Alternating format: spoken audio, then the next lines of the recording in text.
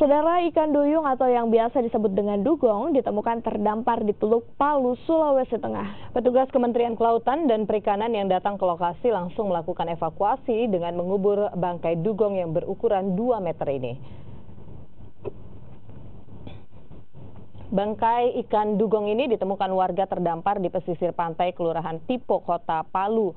Bangkai ikan yang telah berbau busuk ini kemudian dievakuasi oleh Dinas Kelautan dan Perikanan Provinsi Sulawesi Selatan, Sulawesi Tengah, untuk dikubur. Kejadian ini merupakan yang kedua kali dan diduga ikan dugong ini terbawa arus saat mencari makan di pesisir pantai Teluk Palu.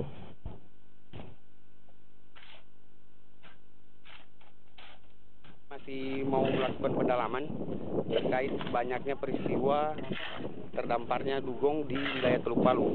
Dalam 1 bulan ini sudah terjadi 2 kali, bukan hanya di Teluk Palu, termasuk di wilayah Morowali, Poso, Parigi, dan wilayah Toli-Toli. Kami dari instansi pemerintah mohon maaf